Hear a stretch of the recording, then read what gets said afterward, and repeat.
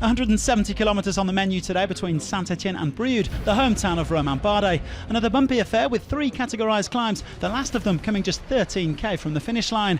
It was perfect terrain for a breakaway to go all the way, and they didn't hang around. 14 riders up front, including some serious heavy hitters.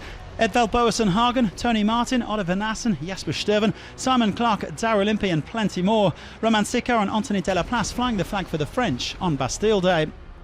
Well, Marc Soler decided that he wanted to be a part of it as well. The Movistar man successfully bridging the gap on the day's first Category 1 climb, so 15 riders at the front. Rui Costa also tried his luck, but it wasn't to be for the 2013 world champion, who was forced to sit up and drop back to the peloton. Well, the peloton led by De Koenig Quickstep, but they weren't having to work too hard to defend Julian Alaphilippe's yellow jersey. No GC threat from the men up front. They were happy to keep the gap at around 10 minutes. So the breakaway group of 15 riders are guaranteed to go all the way. Most of them, though, were keen to avoid a reduced bunch sprint, and consequently the attacks weren't long in coming. Ivan Garcia having a go and followed by Stuyven and Tish Bernat. Well, that move was quickly shut down, but Lukas Pustelberger countered and managed to pull away. The Austrian, who is a former carpenter, would get around 40 seconds clear. But he too was caught on the final climb, which was harder than the Category 3 rating suggested. 3.6 kilometres at 7.2%. Bernat kicking on with Nicolas Roche, and they were joined by Daryl Impey. 4 more riders chasing: Nassen, Soler, Stuyven and Jan Tratnik, but they wouldn't make it as Roche was distanced by Impey and Bernat.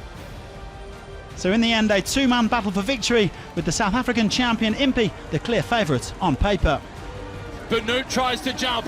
Impey senses the arrival of Tish Benoot. Tish Benoot has got himself out in front. Could he defy the odds? Impey is fighting his way back. He gets home. It's Impey who wins. It's celebration for all of South Africa. Well, an emotional Daryl Impey taking victory for Mitchelton Scott, with the GC favourites rolling over the line 16 minutes and 25 seconds later. Bernat simply didn't have the firepower in the final sprint. Tratnik beating Nassen and Stuyven to 3rd place.